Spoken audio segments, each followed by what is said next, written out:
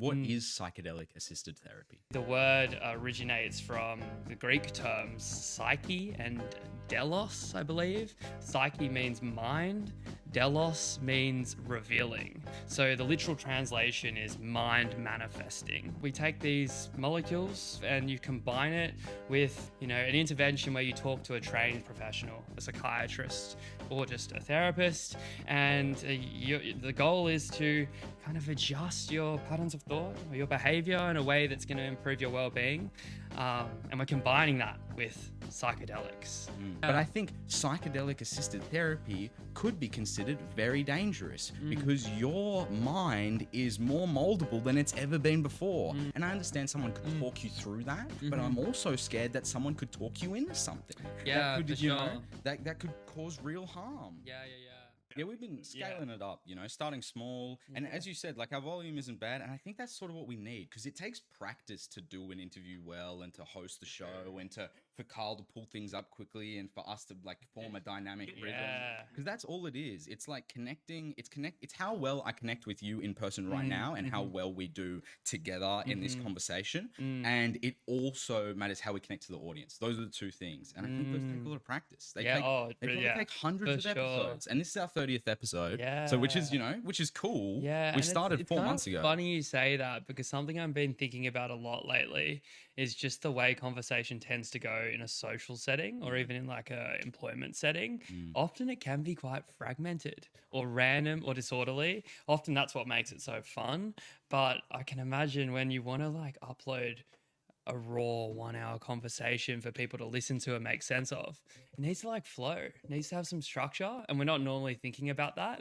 So I can imagine you've kind of got to break free from a few of your habits in order to run this well. But it's hard because you also don't want to manufacture it too much. You want it to be natural. Otherwise, the connection is like completely fake. Right. That's why today my notebook is completely blank. Because I know what we're going to talk about today, Ollie. It's obvious. Let's do it. Oh, man. Well, yeah, do you want to like give me a bit of a brief, or are we just going to get into it? Well, a big part of why this interview is happening right now is because you wanted time to work on your thesis, and now that thesis is completed. And I really want to dive into this. Okay. I want to dive straight into it because I think that's probably the thing that we could just unpack for hours. I want to get out of the way straight away and just dive headfirst into. All right. Okay. So first sounds of all, real good. What was your thesis? Sweet. So, okay. Well, I was initially at uni studying maths and law, and I got to a point where I was like, this isn't quite scratching the itch for me right now. Perhaps these things would interest me a little bit more down the line.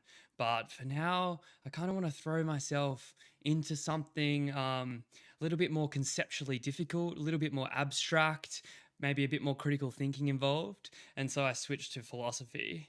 And I kind of rushed through it, churned out the units, just wanted to get it done and not be in uni for too long. But then I thought, I'll do honours. And I had no idea what I wanted to do my project for. But basically the requirement is you write 15,000 words on a topic of your choice. You find a supervisor whose like academic leaning is broadly within the ballpark of what you're into.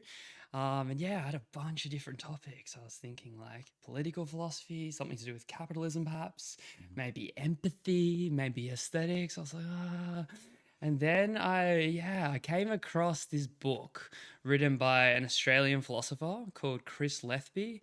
He works at UWA, so over in the West, and it's called Philosophy of Psychedelics. It's the first book-length treatment of psychedelics in academic philosophy, which is quite notable because... What does that mean, book-length treatment? Book-length treatment. Well, the first time someone's written a full book about psychedelics, and they're applying the methodology of analytic philosophy. Okay, so it's quite like it basically just it's not like a memoir. You can't kind of just throw things out there unsubstantiated. It's quite scientific and rigorous, and you need to kind of like, make sure you're logically consistent and basing your claims on evidence, that kind of thing. So I saw that book, found it really interesting, and I ended up thinking, I'm going to throw myself into this realm and write something within that. So just in a nutshell, I was a big little bit of context. But in a nutshell, my thesis is about the therapeutic mechanism of psychedelic assisted therapy. So, how and why does it actually work? What's the underlying process? And Lethby makes a suggestion. He calls it the self unbinding theory. And I'm evaluating his proposal. And I guess I end up making suggestions for how he might develop it further to make it more comprehensive. Yes. I guess for the people at home, what is psychedelic assisted therapy? Okay, yeah. So psychedelics, it's a broad category. Actually, the word originates from the Greek terms psyche and delos, I believe. Psyche means mind.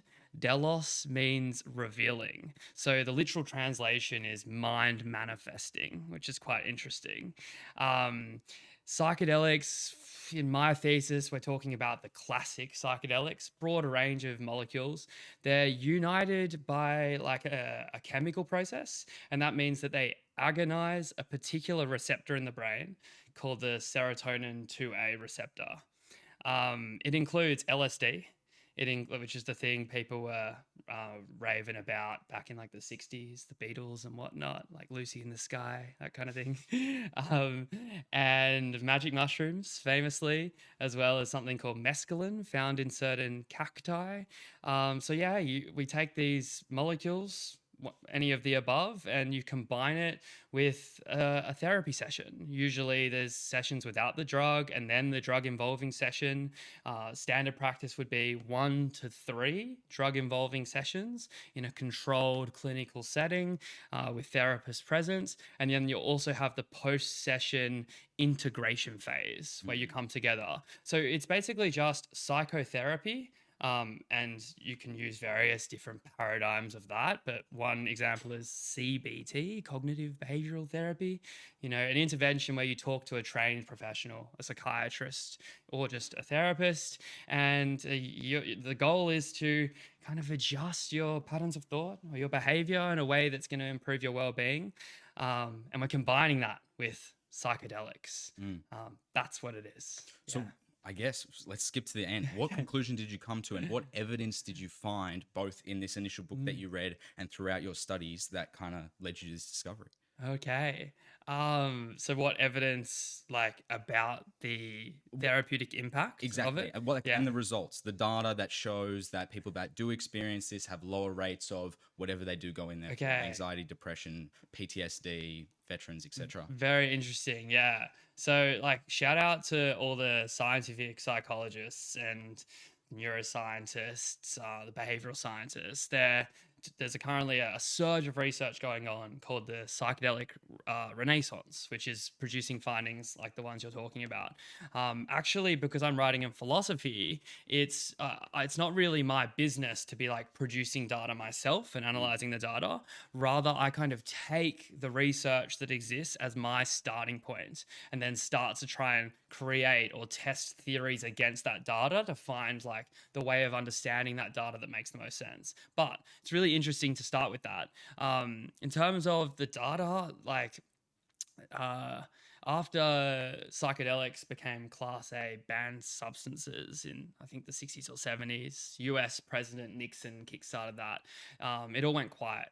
And then since the early 2000s, there's been this increasing surge of research. And what they've found is quite promising results for a range of mental pathologies. So PTSD, treatment-resistant depression, even OCD more recently, anxiety, substance use disorders, so tobacco and alcohol. A wave of studies showing that potentially that psychedelics can have like quite unprecedented effects in a lot of cases. So I think that one illustrative finding is a big study. I've forgotten the name of the study, but it was patients with major depressive disorder, so just serious cases of depression, and it had a more positive effect than any of the traditional treatments. Something to note as well is that with psychedelics, these results, when they do work, can happen just after one drug involving session, whereas traditional treatments might take months to take effect. Or in the Yeah. case of something like an SSRI, you're on it for Mm, life, or mm, until you're better, and mm, it's a short lasting thing. mhm, So, mm, look, I think you're completely correct. In the 2000s, in the last two and a half decades, there's been a huge amount of hype on the psychedelic renaissance, and I think that's mm, been led by psilocybin more than anything else. I think magic mushrooms have really turned the corner, and if anything was to sort of be considered to be legalized after marijuana, it would probably be magic mushrooms would be the next domino to fall. Where does the research differ in terms of substances? Do people report different effects for using mushrooms, LSD, mm, ketamine, MDMA? We can talk about some of the more nuanced ones as well, but for the main ones, what mm. do we see? Really interesting question. Yeah, actually, in general, within the classic psychedelics, so that's mescaline, magic mushrooms, and LSD, there actually isn't much difference between the results that are reported. The overwhelming amount of studies do focus on psilocybin, as you indicate, but those ones tend to be similar. And I think that's reflected in the fact that their neurobiological mechanism is the same, and that's agonism of that particular receptor, serotonin 2A, which has been implicated in lots of cognitive functions, including mood, the sense of self, even just thinking and cognition. So that's that. But I think MDMA and ketamine do have differing effects and different purposes. Actually, they are regarded by psychedelics in some situations, but for the purposes of my research, I kind of bracketed them and considered the classic psychedelics in Understood. particular. But I will just note here, like there's kind of a range of different angles that I think the audience might be interested in being acquainted with. Like, first, there's that neuroscientific level or neurobiological level. So we're looking at like what's going on in neurons, in cells, at that really low level, kind of microscopic type of change. But then there's also changes that occur at what might be called the network level or the computational level. So that's where we take the structures in the brain and then we kind of theorize what their cognitive or computational roles are, and then we think about like what changes are occurring in that sense. So it's more large scale and higher up, and that emerges out of the neurons, which is more microscopic. But then there's the one that we all know and love, and that's the experiential level. Sometimes we call it, and this is hard to pronounce, but phenomenological level. And so, a really big challenge for scientists in all disciplines is trying to link symptoms experienced by patients, things that they perceive, things that they feel, to what they observe through brain imaging techniques at the level of neurons. And what we use as a bridge there is the computational level of analysis. So we're like, these neuron changes sort of correspond to these computational function changes. And then that explains why our conscious experience has differed in whatever way.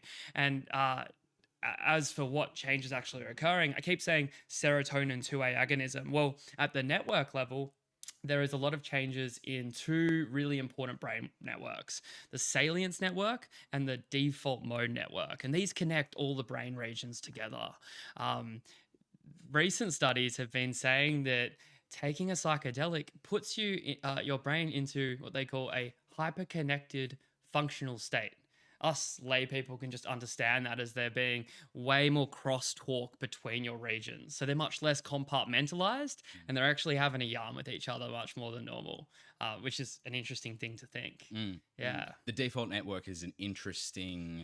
an interesting thought experiment. It's the Mm, perfect name for something like that. mm, And a lot of people that have experienced psychedelics talk about that dissolution of different parts of your brain being able to speak to each other. It all kind of meshes into one and mm, becomes a clearer picture. mm, When it comes to the philosophical side underneath the medical research that you've mm, talked about, mm. what like what kind of conclusions did you make there in your research?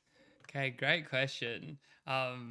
There's kind of a lot to get through, but I'm going to try and keep it brief, just to Hmm. start with at least. Lethby's self unbinding mechanism that I mentioned earlier, he. Oh, okay. He takes a certain theory of brain function. So, like, what is the brain? How's it actually working? What does it do? Um, called the predictive processing theory of brain function. For anyone interested, that's a really popular theory in neuroscience at the moment, trying to like unite all of like the current findings together into one theory, one big picture. And it basically sees the brain as being a model, and it's got a hierarchy of models, and it's always making predictions about everything. Now, one sort of thing that goes with this theory is the idea that the self is actually like not real, but rather a kind of avatar or a kind of simulation. So if we like start playing around on this computer, this icon doesn't actually exist. It's just linked to, some aspect or set of aspects of the computer's hardware.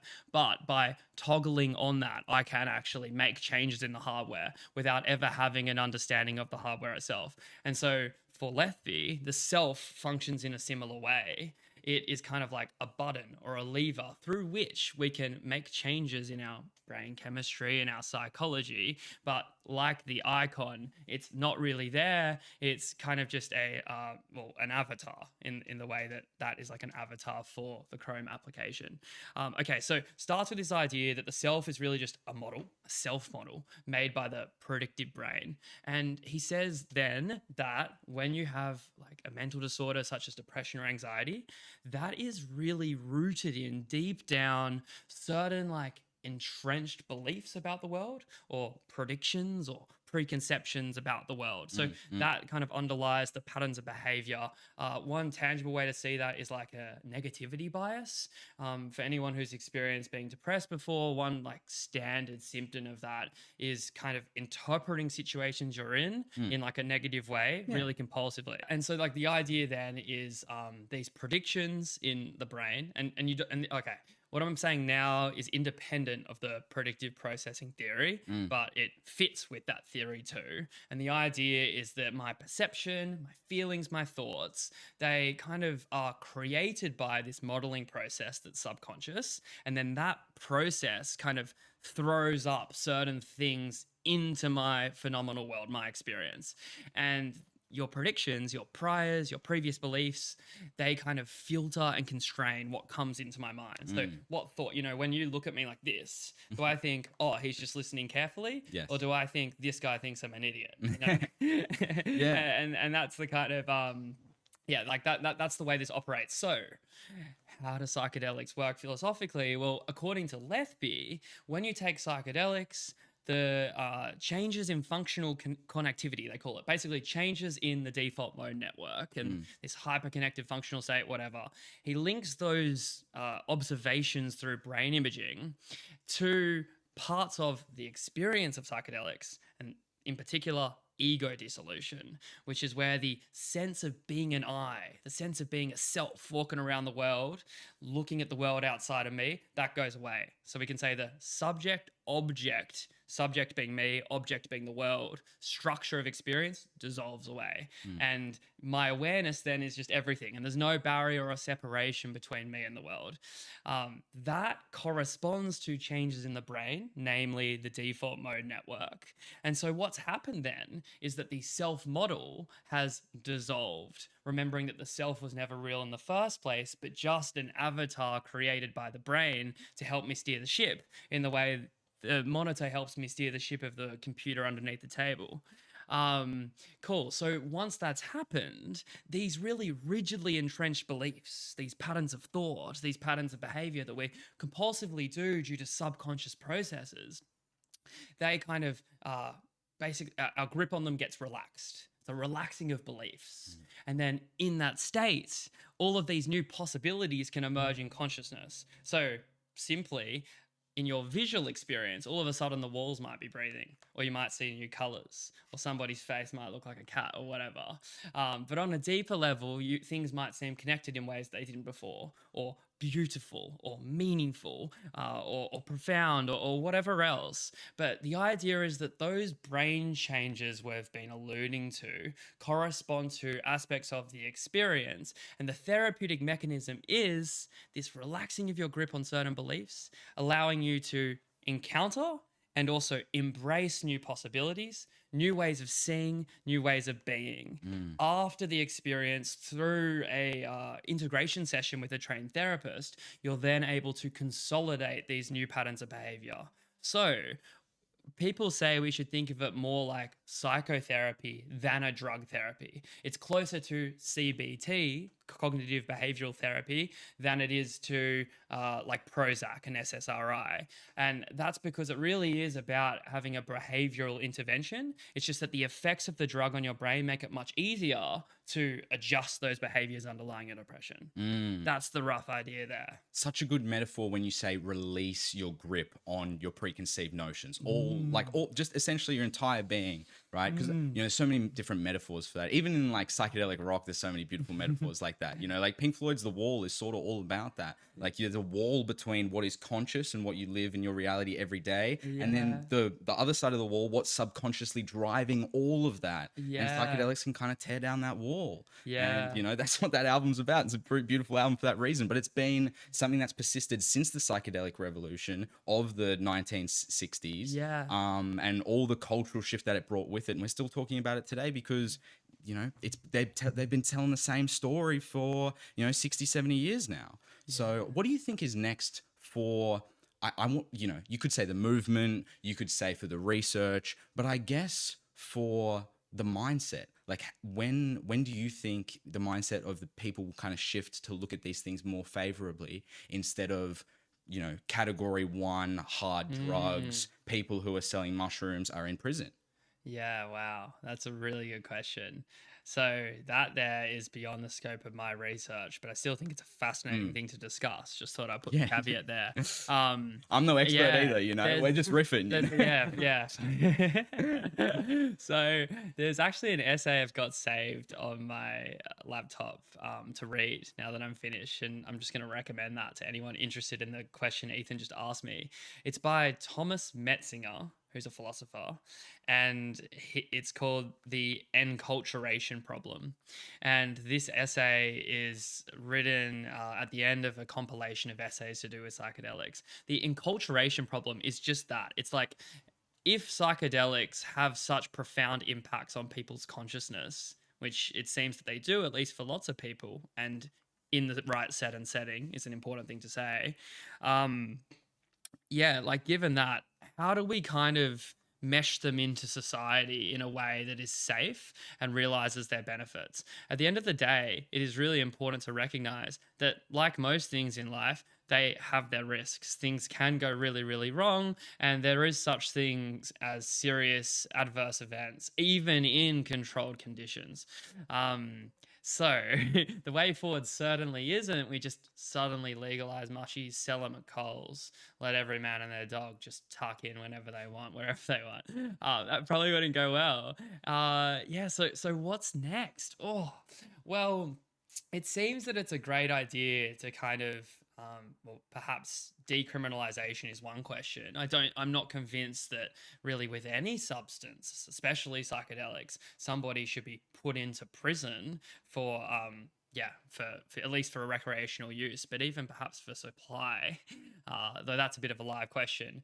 But perhaps what we should do is something like what we've done with cannabis, where we kind of legalize it for medicinal use to start with, and that way people are accessing these really powerful, potent chemicals in the company of experts, and that can kind of mitigate the risks and help promote the benefits. That said, though, there's definitely a little bit of an irony or a worry where it's like these substances have been used for thousands of years. Archaeological evidence shows that people knew the mind-altering properties of mescaline 5,600 years ago. It's just hectic. Crazy, right? Yeah. Absolutely mental. But there's an encyclopedia of shamanism that traces that history through all kinds of cultures all around the world.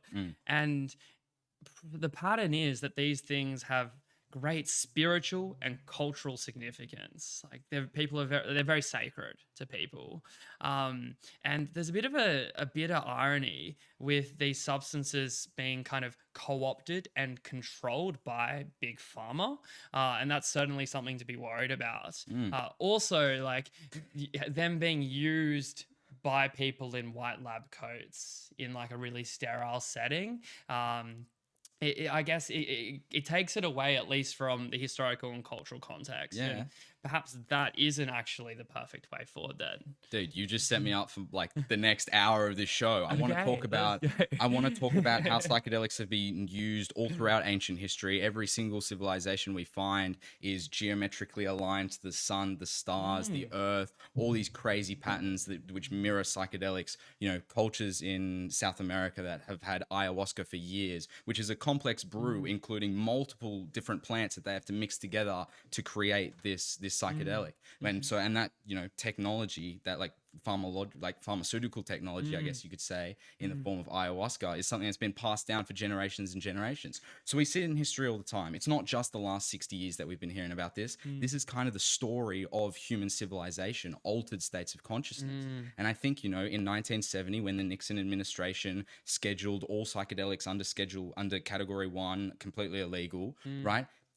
The human population has sort of been limited. We've been robbed of, you know, this higher experience, you know. And I think in the future, if these things do, if psychedelics do prevail, and there is a giant psychedelic revolution, and in 50 years we're looking back and going, oh my goodness, I can't believe we took the opportunity away from so many people, and not just regular people like you and I, but people who are genuinely suffering, veterans, you know, people in mental asylums, like schizophrenics, who could have access to, and we're not just talking about psilocybin these days and LSD, the basic ones I've been talking about for 25 years. Now there's completely new drugs on the table, like Ibogaine, coming out of the US, coming out of Stanford research, with amazing results for veterans, and especially veterans facing addiction, alcohol addiction, nicotine addiction, like you were mentioning before. So like this, and you know, but with all of that, with everything I've said and everything you sort of touched on, I'm sort of just echoing what you said, comes the corporatization of psychedelics, comes with magic mushrooms with a Pfizer label on it, right? And people in white lab coats asking you questions about while you're tripping. And you know, that kind of flies in the face of everything that this movement is about, you know, because at the end of the day, it is just molecules, right? And we can talk about the molecular scientific argument, but you know, you look at the broader movement and what this means potentially for, in my Really opinion, humanity. Yeah. You ask where we're going. Yeah, really interesting. I'm gonna. That was fantastic spiel. Honestly, pleasure to listen to that. But I'm gonna just start by going back to my thesis in Chris Lethby's book, because it really goes to what you were saying. And this is kind of where we think about how to characterize psychedelic experience, and the sort of 3 ways of characterizing it that, you know, that kind of come up. The first is the everyday, we could call it the folk characterization of psychedelics that you just alluded to, and that is what we might say is we might call that a entheogenic conception, which means these drugs or these experiences are catalysts or drivers of spiritual insight or knowledge, or both. And that's kind of what traditionally and historically has been the thinking, and even today, in kind of like, you know, counterculture. That's how people understand it. You have a bit of an awakening when you take LSD for the first time. Tends to be what people say.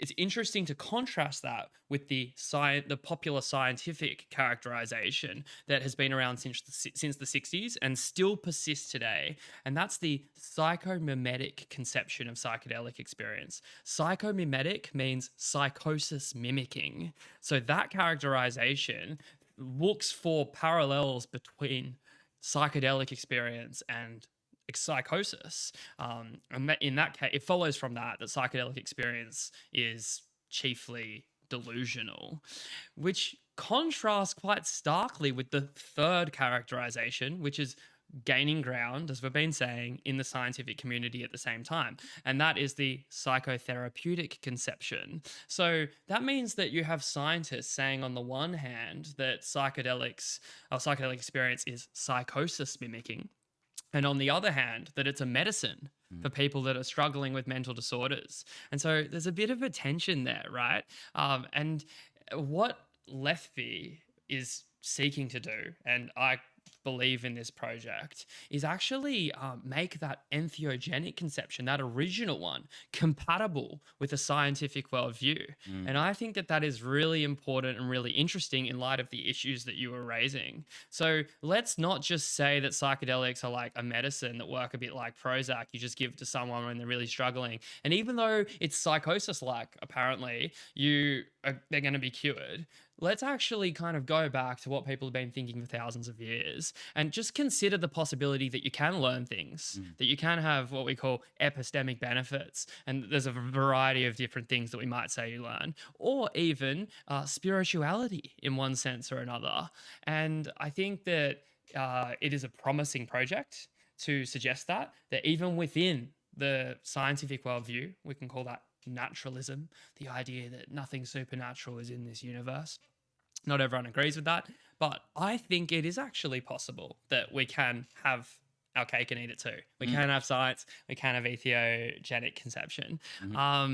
And if so, I think that gets us started in our collective attitude towards it, in kind of, I don't even know, like paying the due respect to these substances and to the way people have been thinking about them for a long time. Yeah. I want to talk about psychedelics and spirituality, because I think potentially the most convincing anti-psychedelic argument I've heard is that it's essentially just false religion. It flies in the face of higher experiences, which should be derived from the Lord, your higher power, whoever you worship, and it takes time to acquire that. It takes meditation. In the case of some religions, it takes years and years to find that divine, that divinity. That in some cases, when you take LSD, is a sudden awakening, like you said. So I think and this is because I'm a Christian man, and I believe that you could probably have your cake and eat it too, because that there is altered states of consciousness doesn't mean that God also doesn't exist too. It's a tough question. It really is for me personally, because I think on one hand there's a lot of data to support psychedelics. There's a lot of the movement behind it is, in my opinion, is broadly good, but at the end of the day, it is filling the void of that spiritual hole that we have inside us for some people, I imagine. Yeah, it's really interesting. I actually have encountered that idea in my personal life a couple of times, not so much in my research. But I once was talking to a person who is a monk, and I just walked out of work and we got chatting about all kinds of things like meditation, the nature of consciousness, and then eventually psychedelics too. And he expressed a similar view, not from a Christian viewpoint, but from the perspective of, I believe, Buddhism. And it was, I guess the contention was that these experiences offer an illusory transcendence, or like a cheap, shallow transcendence, and that maybe this is just my interpretation, I'm not sure, but it's something to do with the fact that spirituality or transcendence is more of a process than an event, and that psychedelics kind of lure people into chasing peak experiences, like, oh, I saw dragons in the sky, I met DMT entities, machine elves, something like that, and that becomes your spirituality. Like, bro, I saw 3 machine elves. No, bro, I saw 4. I saw more colors, like that kind of thing. Which like seems to be far removed from the ideals of most faiths. It's pay to win spirituality a little bit, like you can take a tab of LSD and experience more learnings and more development than you could over a giant expanse of time, and I think it's a tough argument, because I think both I think psychedelics can kind of break the shackles so that you can move on a little bit. You know what I mean? Like, I Okay. think psychedelics can be the catalyst because, people don't necessarily get there with time. Mm, Like, everyone knows people who are 50, 60, 70 years old, stuck in their ways, living a bad life in their own definition, right? And aren't happy, and so time isn't mm, creating that catalytic event to propel them to live a better life and be a mm, better person. You know what I mm. mean? And Yeah. psychedelics can kind of provide that opportunity. But then again, it is up to you after that to So, pave the way. firstly, you've reminded me there of another interesting metaphor that I think is worth sharing for psychedelics. And I came across this, I think, on TikTok of all places a couple of years ago. Someone was talking on it, and it was great.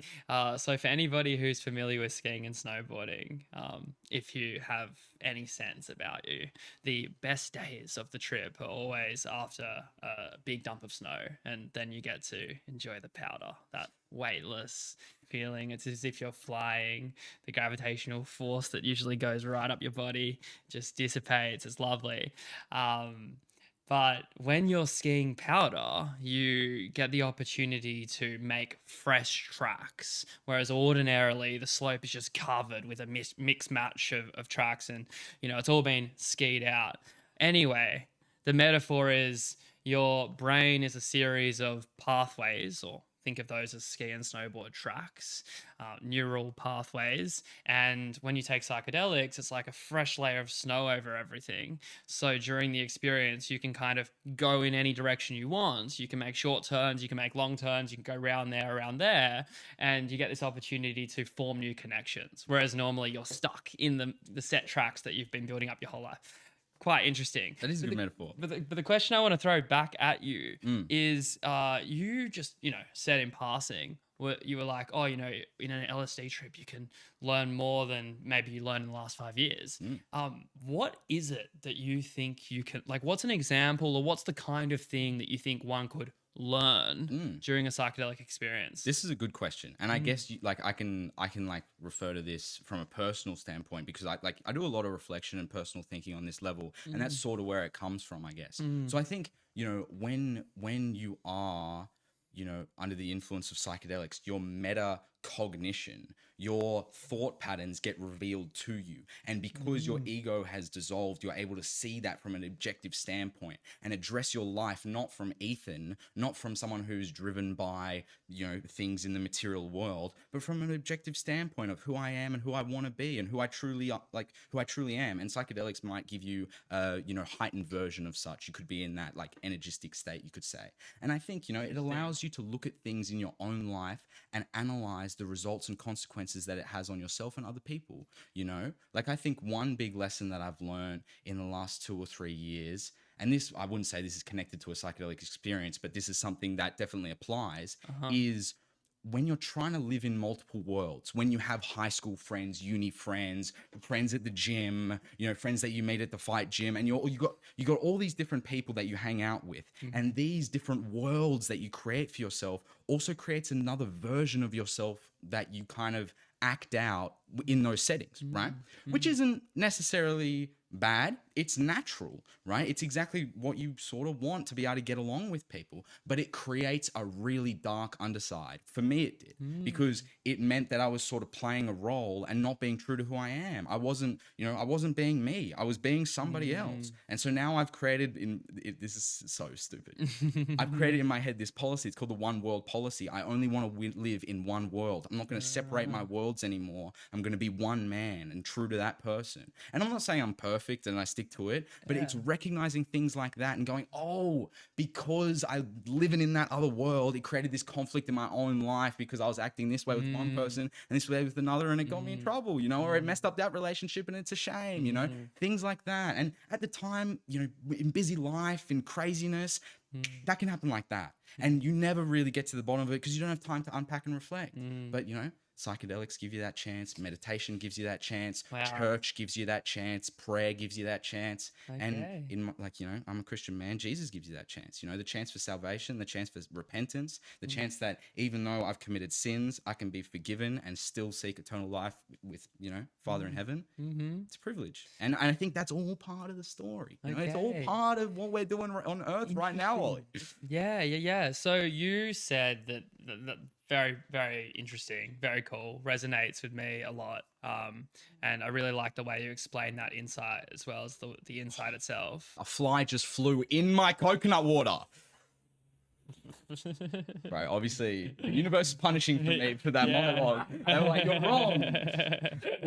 No, keep it, don't write that down, keep it in. I want them to know. I gotta get another one of these. This is getting juicy. Sorry. Keep God. the camera on, Ollie. Yeah, will do. So you were saying, you said that wasn't something that you came to understand under the influence of psychedelics, but what you seem to be suggesting was that that's the kind of thing that one might come to realize or comprehend while under psychedelics. And I think I'm just going to bring in an interesting concept that I wrote about in my paper here. And it's the notion of phenomenal. Remember, phenomenal kind of means experiential. So like things that you perceive and feel and think. And it's the notion of phenomenal transparency versus opacity. The idea is that ordinarily conscious experience is phenomenally transparent. What does that mean? Well, consciousness is, of course, just created by various systems in the brain. So, for example, vision, my visual sensations are mainly created by my visual cortex. And there's so many different layers of adjustment and processing that occur before the information gets turned into what we see. For instance, when a little basic fact that my little brother actually told me is that because of the way our eyes are shaped, the way the photons hit our eyes means that our visual field would actually be upside down. So one of the things that our brain does before we actually see what we see is flip it back the right way up.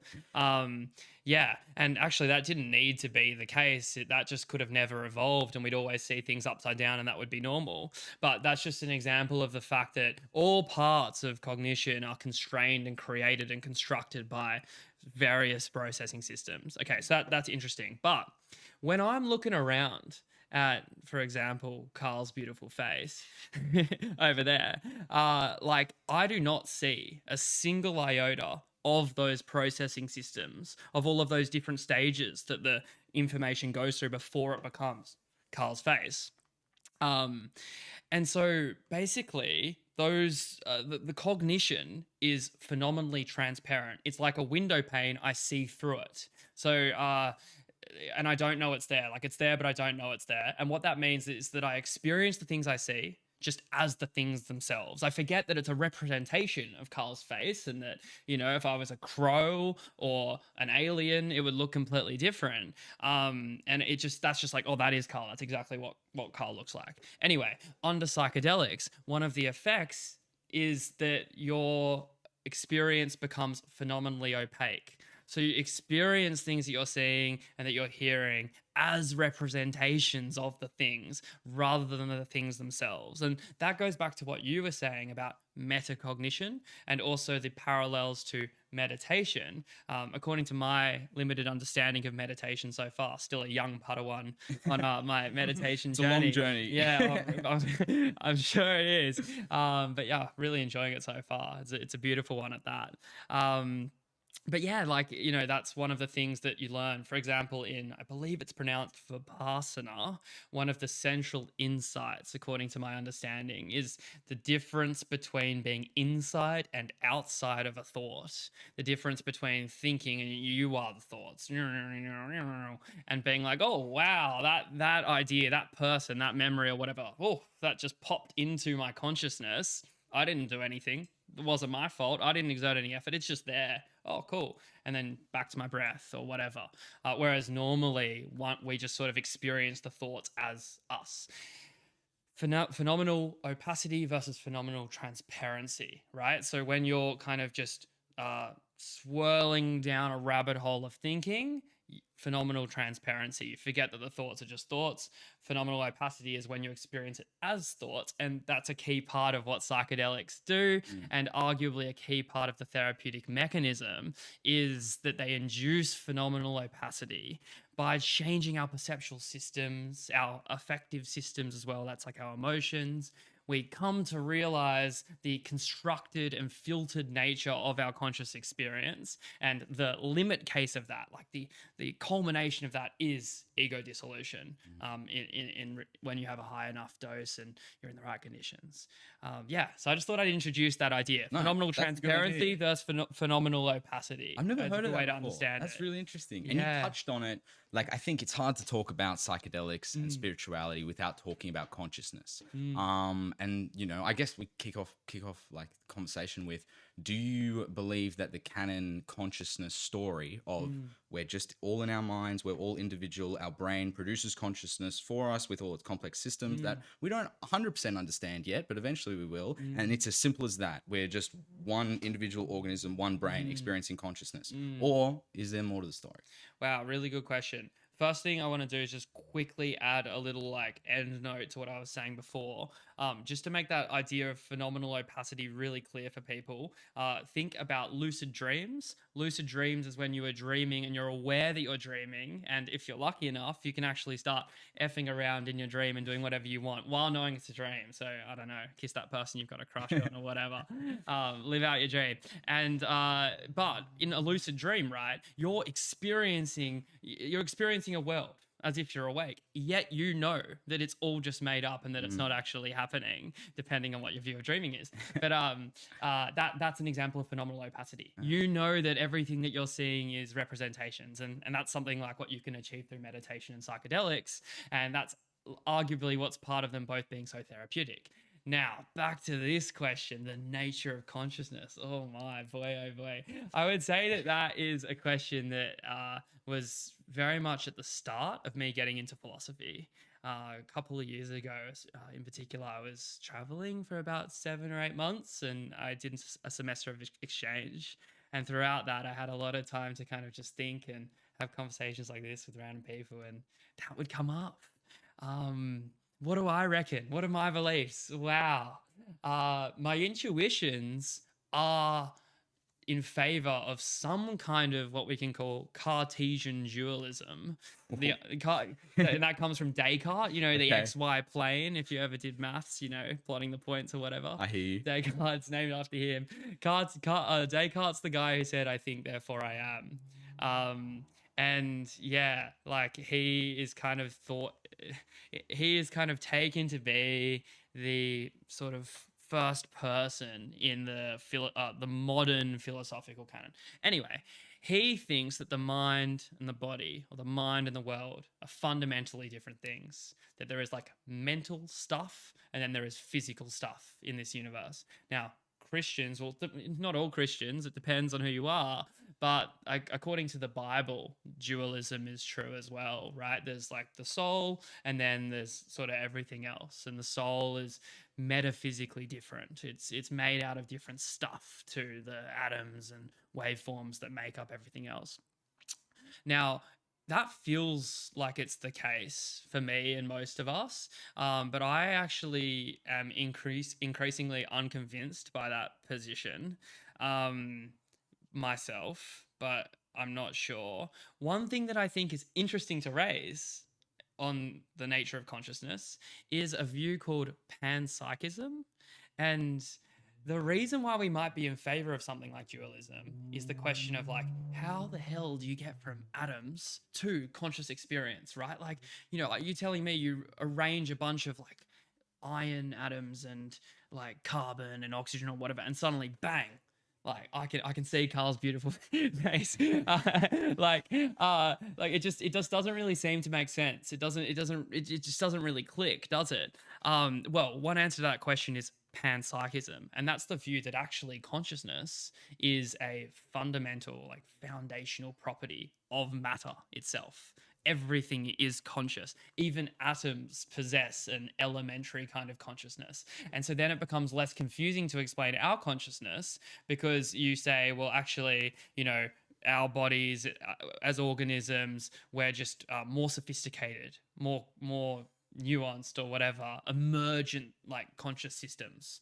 But consciousness didn't magically spawn in with humans or animals or whatever. Actually, it's there in everything. Now, that is a minority position in philosophy, but it's being increasingly recognized. And there are actually a bunch of like professional philosopher people who believe in that. So food for thought. You got dualism, that, you know, there's a soul and then there's atoms. You've got physicalism, which is that consciousness just is atoms in some way or another, and we'll figure it out one day or we won't. And you got panpsychism, everything is conscious. Where do I stand? Oh, agnostic on this question. Agnostic. Yeah. I don't know yet. Yeah. Well, as a Christian, it's easy to believe, like, dualism. I've never even heard of that before. I'm surprised that I haven't, but it makes a lot of sense because there's obviously the practical real world, and that even includes the thoughts inside your own head. That's all regular reality, the default mode, as some may say, right? But as you know, as someone who's kind of like, you know, tried to glimpse the other side, that definitely exists too. There's forces of good and evil. There's the soul. There's, you know, in the Bible, it even talks about, like, you know, entities, angels, demons, etc. And I think those things are very real. And I think that's the other side that psychedelics may offer a glimpse into, or a version of. And, you know, but most people, I think, would admit that there's something else going on. It's not just this. It's not just you and I sitting at this desk having the conversation right now. And it's just, you know, you and your fleshy body and me and my fleshy body and Carl there. There feels like there's something bigger going on. And, you know, I agree that there, you know, that there might be, I think that the concept that consciousness exists in everything, I don't know if that's necessarily true, but it's definitely interesting and has some merit. And I believe a version of that, which is we are definitely all connected. Humans are all connected. And I think species of the same kind are connected. They've done studies on rats, on monkeys. They've done this. There's this very famous study where they had a big like maze set up in New York with all these rats in there, and then a big maze in China. Same exact maze, same structure and everything, set up in China, other side of the world. Neither of the rats could escape from this maze. It was too hard, right? They were stuck. In the New York maze, they showed them how to get out. Less than 30 minutes later, in the Chinese maze, they were able to find their way out, right? And you go, that's interesting. Is there something that we don't know about? Some crazy connection, some crazy telepathical connection that maybe mice still have. Maybe species that didn't develop communication in the style that we have, with vocabulary and, you know, even the ability to just write stuff down. Can other species communicate telepathically? And can we communicate telepathically? I was gonna say, like, from this rat study, yes, which by the sounds of it, that's like a full-on peer-reviewed scientific study. Yeah. Were the researchers themselves kind of drawing that conclusion out of it? Were they, or yeah? We're gonna have to pull it up. Yeah, pull it up. I'm not 100% sure, but this is what people point to when they talk about this theory. This is like the biggest study. Yeah. Well, like, and that's exactly what it is. And there's this new series that's come out in the last, I think it was year or so, called the Telepathy Tapes, which is about this connection in humans. And they specifically look at the connection between non-verbal autistic kids and their mother, and the connection that they have because they haven't been able to develop the English language, and they haven't been able to communicate like in normal, vocal manner. They've developed another side of themselves that maybe we all have within us, but we've forgotten. Wow.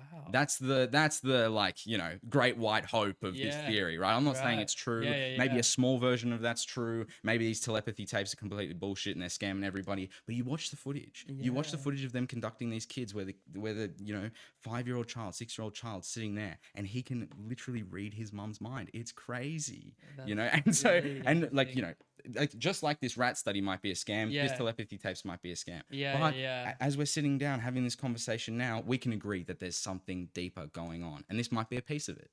Okay. Wow. There you go. I definitely flirt all the time with these kinds of ideas. It sure does feel to me like it's not all random, like meaningless nothingness particles, and we just incidentally happen to be conscious, but we're just kind of meat flesh machines walking around. Like, the dominant theory in science and neuroscience is the computational theory of mind in one form or another, and the predictive processing theory I mentioned earlier is another. But that is the idea that the brain is a computer, or the brain is an information processing system. It feels like that doesn't quite account for everything in our experience. Yeah, I can't say I know a whole lot about telepathy though. One thing that I will mention on this, why not? We're going down the rabbit hole. There's a guy called Carl Jung. Have you Oh heard yeah, of him? yeah, of course. Yeah, Okay, yeah. there you go. Cool. And yeah, Jung has a bunch of ideas. I think he actually did make some like popular contributions to psychology, in particular depth psychology. But he also has some ideas that are regarded as like unverified pseudoscience. So it's a grain of salt here, guys, if you want, or a couple. But one idea he had is the collective unconscious. So like there's the conscious mind, the subconscious mind, out of which thoughts arise, but then collective unconscious through which we're all connected. And I think something that he discussed, and I hope I'm getting this right, is he was around in the 50s, before the internet, and he traveled to a bunch of basically indigenous populations in different continents that had never really had contact with any other societies, let alone one another. And he found parallels in their like symbolism that they use, and also kind of the like art that they created, and also their behavioral patterns.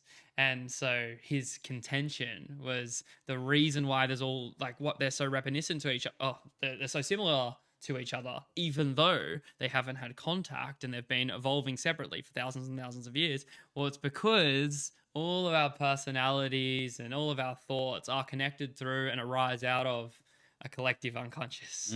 It's another similar sort of view. Yeah, and I think you can look at that through a lot of lenses. You can look at it through the modern world, but you can definitely look at it through the ancient world too. You can look at the similarities between pyramids in Egypt and pyramids in South America, you know, around the same time. And you go, okay, was there an advanced seafaring population that we didn't know about that got wiped out? Or do people lean towards the same thing? Do people in Egypt, are they just as likely to build a pyramid as people in South America? Yeah. We're all driven by the same, you know, psychedelic natures for, you know, for geometry and astrology and all the, you know, the ancient the studies of the ancient world, I guess you could say. And it doesn't have to be as out there as kind of saying something like supernatural, even though that is a possibility and on the table. And something I want to bring up here is just a really fun and cute and sweet little example. Carl, if you want, you can look this up and find it in a second, I think. Beaver building like a dam out of shoes in a hallway. Wait, so basically there was I think this has happened a bunch of times, and I've seen a video of one beaver doing it. A rescued beaver that had never really spent any time with other beavers and had never seen a dam being created. And it's living like a dog or a cat inside. Anyway, one day its owners, family, whatever, get home and they find a stack of like 12 shoes barricading the hallway. And so the diva is just instinctually, impulsively creating a dam. That's no mean feat. It's a bit of a complex undertaking, but no adult beaver ever taught it how to do that. Yes. And so my point is, in the beaver case here, that like process, you know, it takes a bit of planning. You got to think, okay, my goal right now is to barricade this space. Oh, okay, I'll go get that, and then I'll stack them on. Like, whoa. All of that was in some way or another inside the beaver's psychology, like from birth. Yeah, like a genetic memory, you could say. Like the same way that a completely domestic cat sees a mouse and goes crazy, right? You know, like that same exact thing. Like, you know, like in the same way that humans, even though no one tells us to, like desire to reproduce, like, you know, like men want to have sex, even if you like don't tell them that they want to have sex, they're just naturally inclined to do it. It's like genetic memory. It's like what we're designed to do, which could be in a completely new conversation itself. But I want to kind of go back to the psychedelic therapy a little bit, because there's one question that I think is just like, it's always burned in the back of my mind. And it's, what the hell do they ask you after you've done an 8-hour trip? What are the questions? What are they unpacking? Like, I want to, because I understand the theory of the phases. They have the prep phase, they have the, like, while you're actually under the influence phase, and then they have the integration phase. Yeah. But what are they actually saying? to the patients? Did you look into this during your research? Not a whole lot, Okay. to be honest. Because that's what I want to know so bad. Yeah, Like, yeah. What are know, the protocols? You're in a very vulnerable state when you're in Yeah. psychedelics, and I actually think that therapy, I know this sounds, flies in the face of the research that you've done, Yeah. but I think psychedelic assisted therapy could be considered very dangerous because your mind is more moldable than it's ever been before. For some people, they're probably having this psychedelic assisted therapy for the first time. This is their first time having LSD. Totally. And this isn't LSD off the street. This is LSD from Bill Gates. This is, Pfizer, Johnson & Johnson, Moderna, whatever it is that they're running in this lab, Yeah. right? So it's pure stuff. And so, and then that creates the sorry, welcome to Everyday People with Ethan Harry. I know you only watched 3 episodes of the show, but this is how it goes. Yeah. They hold him back. That argument has to be made where you go, listen, you're putting someone in the most vulnerable state they've ever been in their life, potentially, and introducing them to things that are outside of their natural scope. One of the reasons why I think psychedelics are so important is because it breaks down that wall. It allows you to take off that mask and see who you really are and to understand your thought patterns and your recognitions. And I understand someone could talk you through that and help you reveal it more, but I'm also scared that someone could talk you into something Yeah, that could, for sure. that could cause real harm. Yeah. Okay, yeah, that's really, really interesting. Well, I think that there are stories of psychedelics being used to indoctrinate people and to exploit people. As for specifics, I've heard stories of people claiming to be shamans to administer drugs like ayahuasca, and bufo, and then actually taking that opportunity to like sexually assault people, for instance. And then I think these substances perhaps have been used in cults before as well. The most like wow example that I know of is actually the CIA funded like I think $20 million program back in the 60s or 70s. Yeah, MK Ultra. They're big psychedelics. The one where the goal of it was to try to make a clean slate out of people's minds. Yeah. So they were right. They were fed whole cocktails of substances, including electroshocks and LSD. Yeah. The goal being to just like hard reset a person. And it didn't work. But and they did this on prisoners. They did this on like people who didn't know, who were going in, like, who were being interviewed, like people who were in the prison system. And they'd take them and try out these experimental doses of crazy psychedelics, which, back in the day, there was way less research than there is now. Yeah. So it's quite harrowing. And it just goes to show that, as with all technologies, there is a potential for a dark side. And that's why it's really important to like be careful about the language and the concepts and the characterizations that we're taking into this, and to also like that, it's just really important. Education as well. So as for psychedelic assisted therapy and how they go about it, like there's multiple different paradigms, and there's people who offer it in Australia and all kinds of countries. I don't actually know how they get around the legality, but it is a thing, and there's a bunch of courses around the world, online and in person, where you can train, and it doesn't take long to become a psychedelic assisted therapist. Like I think there's even like 1-year courses that people can do. That's very troubling off the bat. Yeah, my fear is substantiated by that statement alone. Actually, something that I'll raise that I think you might find interesting at this point in the conversation is, okay, well, I'm interested in psychedelics, but I'm also interested in meditation, in philosophy, in spirituality. I feel like I'm quite early in my journey with all of these things, so I don't have many convictions where I'll sit here and be like, this is the case. But I'm kind of dabbling and exploring and entertaining some different things and just trying to see what's out there. And one thing I'm into is yoga, for example. But through that, I've kind of come across some moral conflicts, I would say, and they can be summarized by this term that I'm going to credit to this person called Dina on Instagram. I've forgotten her handle though, but you could find it. Dina. She calls it the spirituality capitalism complex. And so perhaps some of the audience have heard about the military industrial complex or the prison industrial complex. And these are the ideas that things that basically shouldn't be an opportunity to make profit, because that could lead to all kinds of ethical disasters, have actually become giant industrial complexes in themselves, where now there are lots of powerful people with a lot of money whose entire wealth and power depends on the continuation of that industry. And so they're actively going to feed it, not necessarily to bring justice to prisoners or bring justice to a foreign government that's doing moral atrocities, but rather just to keep their bottom line going. And that's a bit of a problem. Now, spirituality capitalism complex is really interesting, right? Like, you say that you're pretty like hardcore Christian.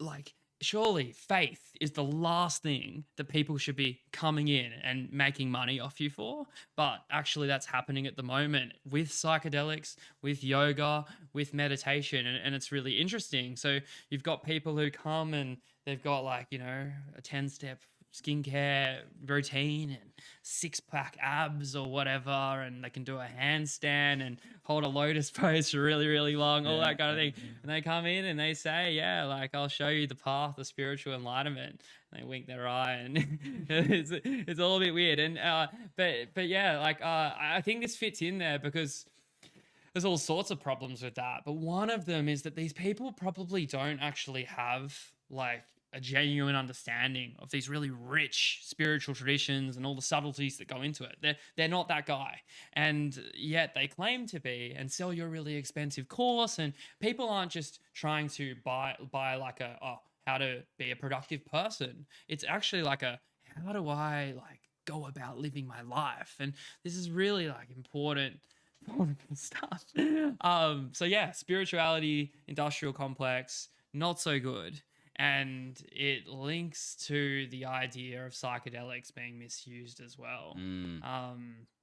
Yeah. My mate, Nick Lankow, friend of the show, Friend of the show. he came on the other day and he was talking about, well, he sent me actually an essay talking about sort of the commercialization, the capitalism effect on everything, and on that, and sort of the effect that it's had on our mindset, and how our mindset has has infected everything we do, essentially. You know, and he had specific examples. He was talking about the wellness industry. The way that you achieve wellness is you buy things. You get the newest, you get creatine, you get the best protein powder, you go to the best gym, you know, you get the best photos on Instagram. It's all materialist, it's all bullshit, it's all spend money here, click now, ads, Gymshark, like it's all like it's all the machine, right? And that's wellness, right? But we can talk about this for any system, like any essential, anything that you can make money off in society. This rule can be applied. We can talk about it with war and the military industrial complex, which is probably the most dark example,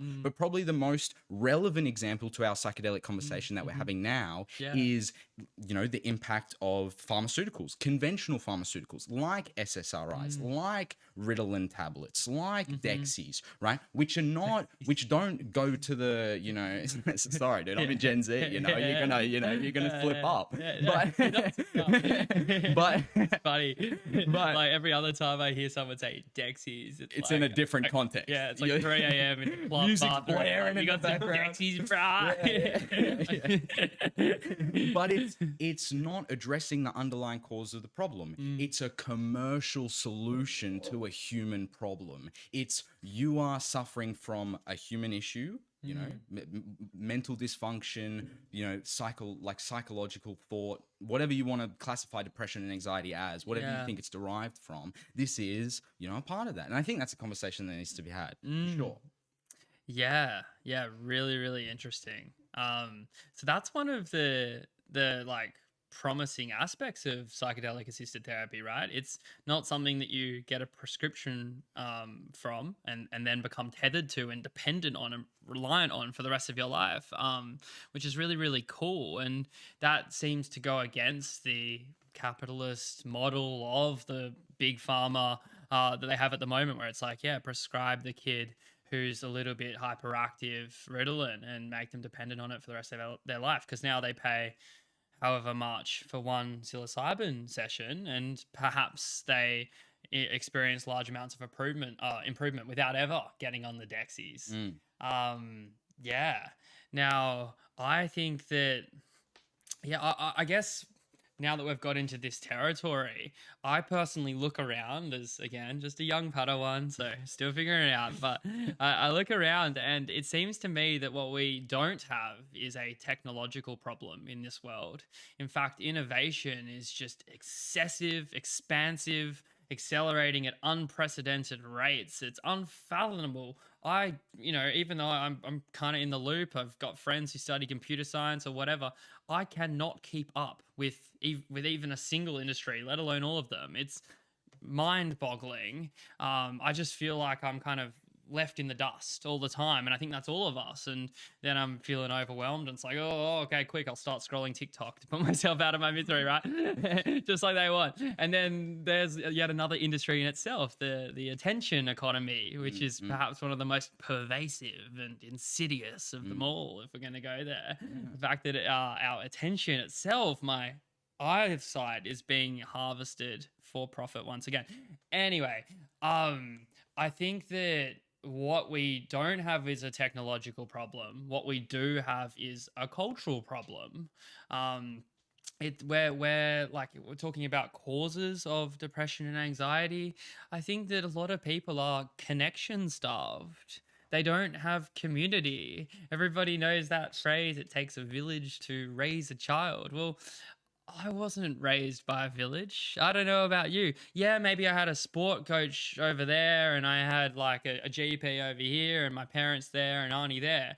But they're all living like half an hour or an hour apart. They don't even know each other. That's no village. Even if we are getting a range of influences contributing to our development, it's not in that community form, which humans we're biologically acclimatized to that from tens of thousands, hundreds of thousands of years of development. So, basically what I'd emphasize is that at the root of a lot of our issues at the moment, I think, is a cultural issue. And what we have as well, another phrase I'd use is a failure of imagination, where often people sit down and they feel like the way systems play out at the moment is inevitable, unavoidable, how it's always been. Oh, what can we do now? I'm just one guy or whatever, which is of course true in a sense, yeah, I think that I'm going to take this chance to be on the Ethan Harry podcast to say, guys, let's just start thinking about the way we conceive of things, the way we apply our imagination, the way we connect with each other and frame our reality more, rather than just hopscotching around like headless chickens trying to buy the newest software or angel invest into the latest new technology or whatever the hell.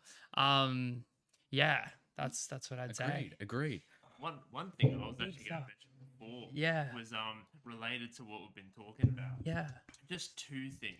Let's go. Probably some of the most interesting thing going back to a while ago where Ethan was making a great point. It's just the same as yourself, where everyone wears a mask. And you're talking about how you have all these different people that you've kind of created for separate friend groups. And it is a bit of a, I guess, coping mechanism for the brain, because you want to try and show up right for the right people in your life. Of course. You want to kind of like be sort of like in the best position to be able to interact with people and have things go well. Yes.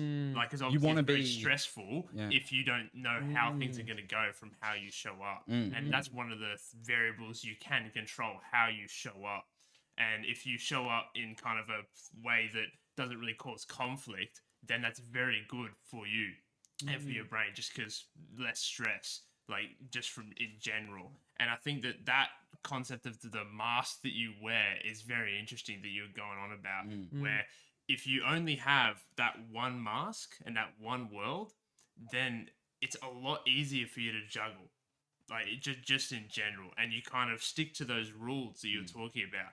And then the other thing I wanted to go on about was that one of the best sort of quotes, this is from a guest that came on Chris Williamson's podcast, and it goes into like accessing from the psychedelics and all that there's a wall between kind of stuff that you could spend many years trying to access this wall and room, like with maybe like meditation and other sort of like maybe different sort of breathing. And I think that you can train yourself in order to get there, but it just takes a lot longer. And the psychedelics can bridge that gap where, and this is the example from that podcast where this guest said, I always heard my better self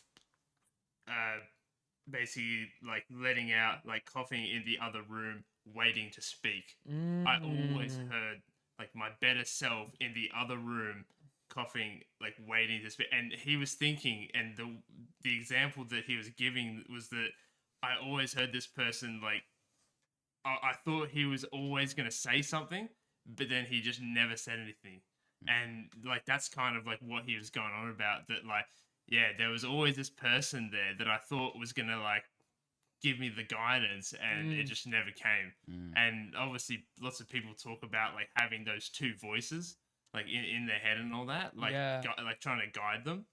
And I found like, I think that was a very interesting kind of like bridge for what we were sort of talking about, like just in the fact that like, yeah, psychedelics can be good because you can just bridge that gap. But I do think that we can get there on our own, but it takes a tremendous amount of effort in order to basically create this kind of environment that you could get the same effects. So interesting. So interesting. That is a really good point. That really is. Sorry, you were gonna say. Okay, yeah. Well, just on that, yeah, it's when we talk about this other voice, which is perhaps your better self, somewhere in your brain, locked away and kind of unable to break out of whatever bars have been put up in front of it, such that you're kind of just I said earlier, untethered, just walking around, and you've kind of lost your anchor being that self. I think we could call that perhaps your like intuition, or like your inner wisdom. Yes. And we can kind of say those words and be agnostic about what that actually means. And now that we're getting onto this, I think it's a good chance for me to maybe share a couple of the things that I hold really dear to my heart as somebody who is spiritually interested, but still unsure what paradigm, framework, religion I actually want to align myself. So while I am perhaps agnostic metaphysically to what the nature of reality is, I nonetheless at the same time want to be starting to and more walk this more rich path and this more like heartfelt way of going about it. So two things to say, like firstly, what you're talking about there, Carl, super interesting. And I was like, yeah, you know, that perhaps is your intuition, your inner wisdom. I personally think of that as being just like my heart, as opposed to like my mind. And my friend Oscar said to me something quite simple, which is just that the longest journey or the hardest journey is that trip from the head to the heart. And to me, that kind of encapsulates what spirituality, at least to me, is really all about. Learning to get out of my head and kind of learn to follow and lead and trust and flow with what my heart is gravitating me towards, which is really interesting contextually for me, given the journey I went on, which is that I was born, I've got a Jewish father, I've got a Catholic mother. They elected for me to become a part of the Catholic community. I was raised Catholic school, then went to Catholic high school too. And then around year 8, I kind of woke up, realized that religion was dumb, science is right. There's no way Christianity, but do these people even know what they were saying? Come on, you got to be serious. And then I thought I was so awesome putting my hand up in religion class and roasting the teacher, teaching him a lesson about rationality and reason, you know? Hey, facts and logic this. Exactly. Yeah, you know? There's no way Noah could have got all those animals on that boat. Exactly. Exactly. Yeah. But then, like, you know, what eventually happened to me as I started getting out of school is I started to have a bit of a craving for something a bit deeper, something a bit more. Me and my friends were all very much spiritually and religiously averse, but that meant that all we were talking about all the time is, I don't know, maybe like the gym, maybe like how much we're lifting, what we bought on the weekend, whatever. Yeah, and I'm going to throw in another thing now, which is a little quick poem that I once heard somebody say in a speech a year and a half ago that really landed with me, and I often share it. And it's another one that we can all draw something out of, regardless of what our faith is. It's know your center, know where to find it, know how to keep it. It's your home. And for me, like center, well, soul, psyche is another word that I like to think. But center, it definitely connotes and is suggestive of that bigger reality that you were talking about before. There's no way that center equals brain. And for me, like when I think about knowing my center, it's grounding myself not in my like rational faculties, my reason, what I think, and more like trusting and relaxing and leading with and opening myself up to sort of that deeper knowing, that deeper intuition, that self that is no longer in the other room, and starting to spend a bit of time actually in the region. And also one more thing is just like getting back into my body. That's another interesting concept in philosophy, psychology, spirituality of late, embodiment. And also like this thing called enactive or embodied cognition. Both of them are just the ideas that there isn't really this separation we imagine between the brain and the body, and that actually a lot of cognition gets done in the body. Some people would go as far as to say it happens out in the environment as well. And so there isn't this hard line to be drawn between like this brain as the thinking organ and everything else. Really, the lines are perhaps a little bit blurred, which is really interesting. And just to help motivate or like inspire the appeal of that statement is a nice little fact we might know. And that is that 95% of the hormone that MDMA makes surge, and that's why you feel good, that's serotonin, 95% of it is made in your gut. So it's a direct little illustration of how your gut health is going to directly correspond with your happiness. So Carl, thanks for that stimulus. Really, really good for me. Longest journey from the head to the heart, I reckon. And there's that intuition and that inner wisdom that I think is really important to tap into. And I think you're right, because they've now come out and said that the gut also has neurons. So not only and this isn't like conspiracy talk. This is out. We can look this up. And they've made that connection, and they believe that it's all connected, and it's not just your brain and from the neck up. That's where all the thought and all the consciousness comes from. It's your being, and getting into your body is very important. And I think challenging yourself physically kind of plays into the whole psychedelic experience and the whole human experience. Like testing your limits, pushing yourself from a physical aspect allows you to know your body, understand it more, and also increase your mindset in ways that the traditional that traditional thought can't. Pushing yourself physically can achieve things that just sitting here in this chair I can't do. Interesting. There's a different mindset out there when I'm doing a sand run, or I'm doing 30 minutes on the bag, or a huge, leg day, and I'm loading up a huge squat, and it's going to take all my effort. That's a different type of thing than sitting in this chair talking to you. Totally. Like it's an experience, Totally. In the same way that psychedelics are experienced, in the same way that meditation, breath work, all the vehicles to get to transcendence, enlightenment, what we've talked about in this conversation is relevant. So first thing, just to kind of tie all that together from what we've been saying about psychedelics, I was reflecting a lot recently at a music festival I went to, and talking to my partner Kate, shout out, and also one of my best friends called Ella, shout out. And I was kind of tying a lot of these ideas together in my head, or just letting them sink in, marinating myself in them, slow cooking. And the way I was seeing it that day, and I guess this resonates with me on a personal level, is that the system, the society, the powerful people, whatever, and they themselves are often traumatized in their own ways, and their upbringings were deficient at least as much as our own in the community or whatever else it might have been. And so, it's hard to kind of pin it on particular individuals, but the reality is we live in systems, and these systems have dark undersides. And what these systems have done is they have forgotten that humanity is inextricably linked to the natural world around us, and that we are, in my view, perhaps a Christian wouldn't agree, I don't know, maybe you do, but humanity is continuous with the rest of nature. We are evolved out of the original cells just as donkeys are as well. And that we're a part of it and that we're completely interdependent, right? The air I breathe in is the air that the trees breathe out. And so these systems have forgotten it. They've told us that actually this life doesn't matter so much because really the true paradise isn't here on earth with all of these beautiful landscapes that we have. Actually, it's heaven. Heaven, this place that none of us, until we die maybe, but none of us have ever actually seen, but it's going to be the best. And it's going to be eternal, and you're just going to have the best time ever.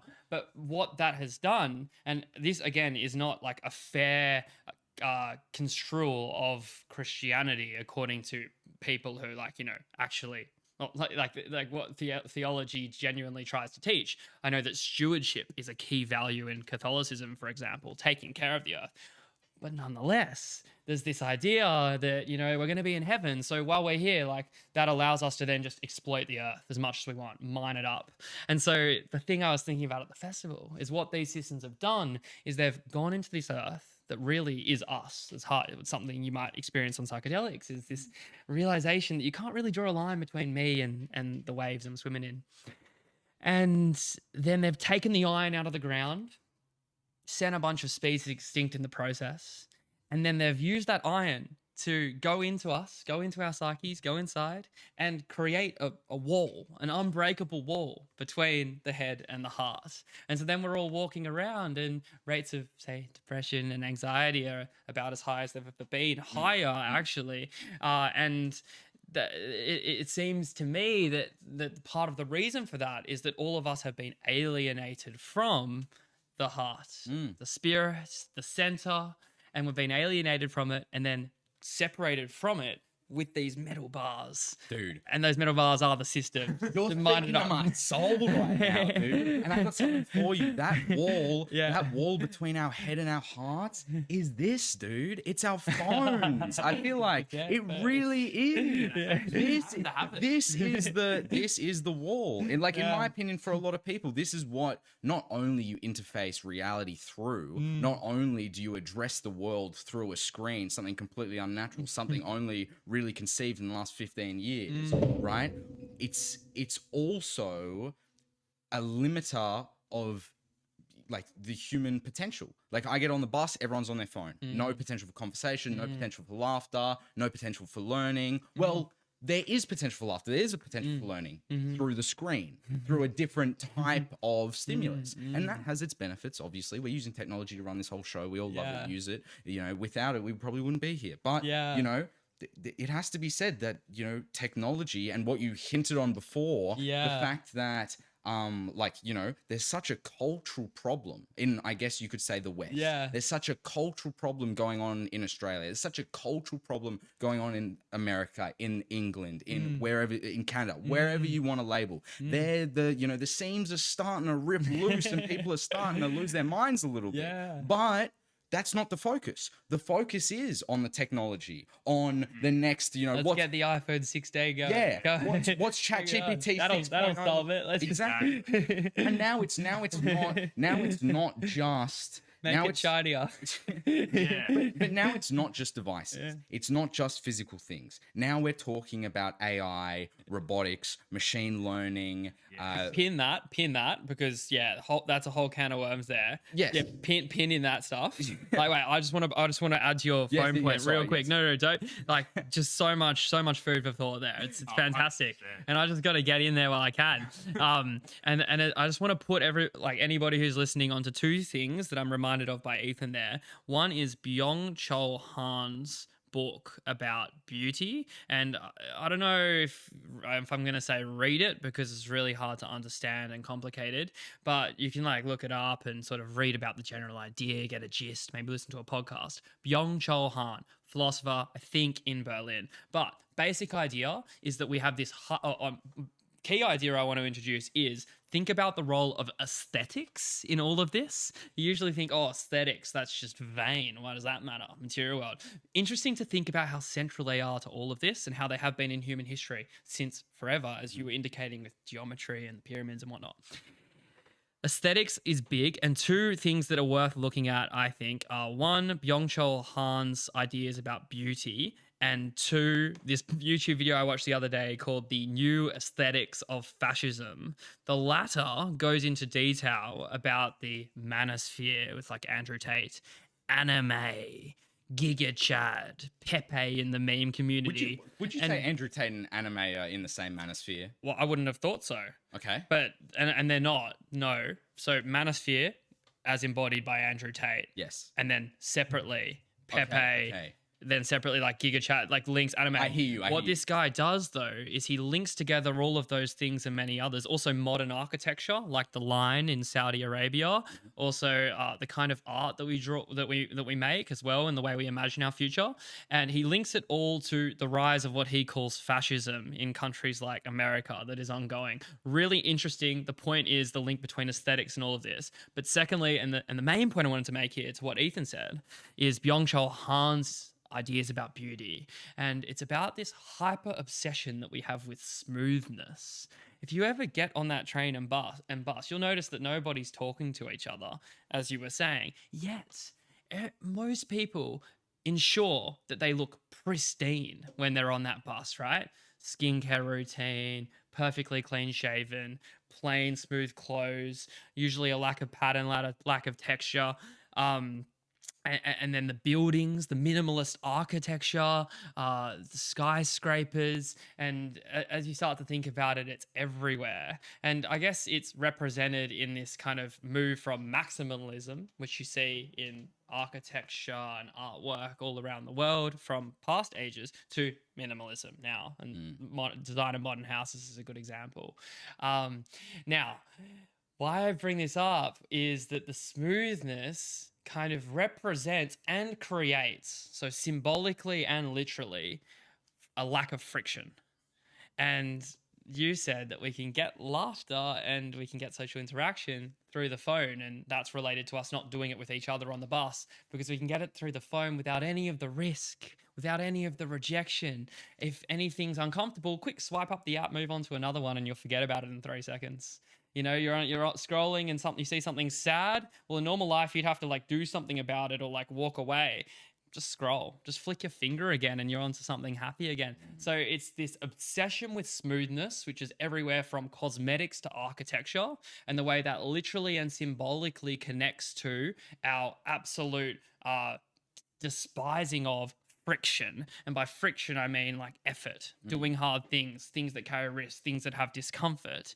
And that all kind of, I think, connects into the cultural issues that we're speaking about. Carl Cook. That's a fantastic point. I just want to hit on exactly what you're saying. Let's do it. That is perfect from like what I was hearing from you. Just for the fact that basically, like, it's very hard to like articulate how all this is linked, right? But I guess it comes back to a fundamental kind of human like want for kind of just like calm and like away from like stress and all that. And it's because like you will naturally like, and obviously social media like sort of like I guess creates this as well with the sort of the walls, and you get like sort of boxed in your beliefs. But people will almost naturally sort of guide themselves and be guided into like the manosphere, because they're basically being pushed away because of how strong something else is, and they don't really like it, and they'll get pushed to the manosphere because, or like something else, because they feel like invited, and what would be the best way to describe it? Like they feel welcomed. They sense feel of belonging. welcomed into this manosphere community or something else, because they might have been pushed away by something or gravitated towards it because of the smoothness of what that community basically provides them. And they've basically been filtered into there, even though they might have never really ended up there, but they've ended up there mostly because of just the aesthetics and how appealing it is. And whether it was just the appealing and the smoothness of the aesthetics of what you were going on about, or maybe they were pushed there by something and then they saw the light of, oh, this place I feel accepted. And that's how they kind of get into like that area, I guess. Yeah, but I think like the manosphere, it's such a good conversation in itself. You know what I mean? Because I think the manosphere is sort of a manifestation of how progressive our society has become over a relatively short period of time, and sort of the overcorrection, you could say, to all of the change that we've experienced. Because I think, like you take Andrew Tate, he's probably the face of the manosphere, some may say, right? And his views are very extreme. And then you could say that that's an overcorrection to the other side, like you could say Andrew Tate's on the far right. That's an overcorrection to the far left doing the exact opposite. And, in some cases, potentially going too far. And, most people would probably categorize themselves in the middle. But because we've created a social media like market of attention where everything has to be 0 or 100, it has to be the most insane shit you've ever heard coming out of the mouth of Andrew Tate or Nick Fuentes or one of these guys that you see on social media these days, or it's, as you said, the emotional lottery. You're looking at the best car you've ever seen, the prettiest girl, then you're on to people getting blown up in Gaza, then you're onto an ad. It's like in the space of 30 seconds, you're literally like disabling your mind, and your emotional spectrum and your capacity for emotion. And I think what we were talking about before is very very psychedelic, silly talk when we're talking about the other side. There's this reality, and then there's the other side that we can't see, but we do interact with every day. And I actually think the best example for that is love. I think love, everyone can agree that it exists, yet it's not physical. It's on the other side, right? And there's that's how I would sort of describe it. I know it's it's an emotion, and it makes a lot of theoretical sense, right? And it has evolutionary backings of why you feel that way and why it happens. But I feel like that's part of the deeper self. That's part of the other side that psychedelics can unearth from you. And, I think all emotions are a version of love. I think even bad emotions are a version of love. I think emotions are all the same thing, and it's all this other side. But, that goes for hate too. That it's part of the other side. And I think that's one thing that I wanted to add on to that conversation we were having earlier. Cool.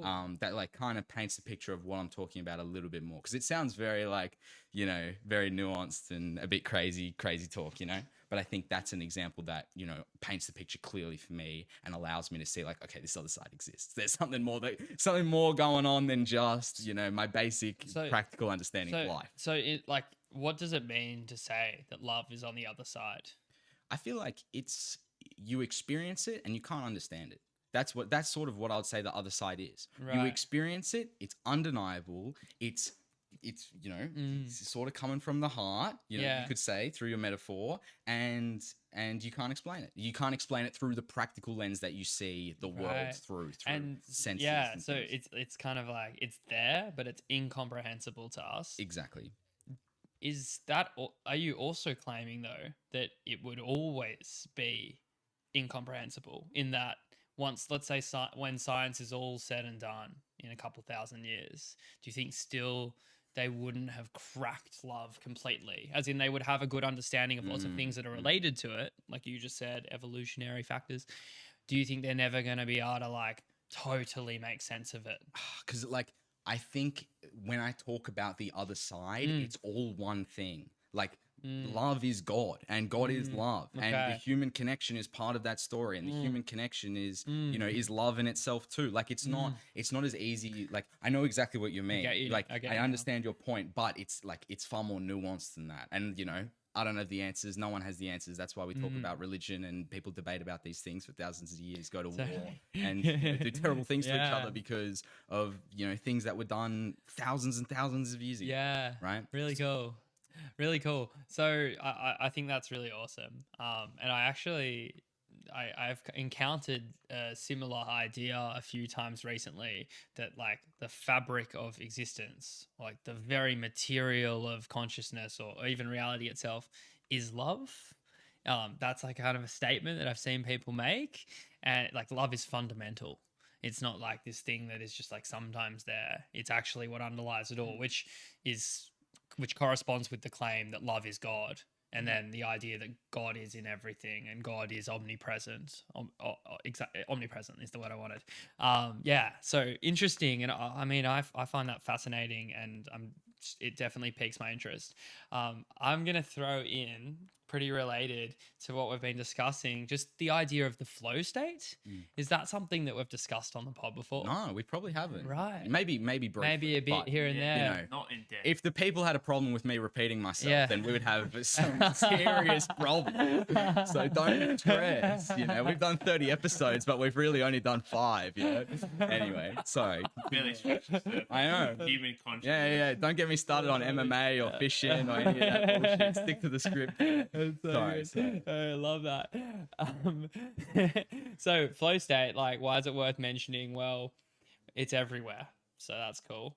But secondly, actually my main job is teaching English comprehension to 9-year-olds, and there's a lot of benefits to that job. But one of them is that I run through 7 short articles a week and teach it to them. So that just expands my general knowledge. And a little fact that I learned through an article by a person who devoted their life to researching happiness as a psychologist. The fact that I learned is that getting into the flow state, actually, according to this person, is the biggest predictor of life satisfaction. And life satisfaction, like, you know, being content with how your life is panning out, is the main metric that they use to measure happiness. Now, what do I mean by flow state? We'll get into that in a second, but the way it was framed by this researcher is it's a state of intense concentration where you're being challenged enough to be pulled into that higher level of focus, but it's not so challenging that you then get, like, you know, disillusioned by it. And so it's interesting that this is actually taken to be a really strong predictor of psychological well-being. Now, flow state itself, what is that? My understanding of it is this kind of psychological state, so sort of this type of experience where you kind of get out of your head, into your body, you forget about the past and you forget about the future, and in a nutshell, you are just present, completely present.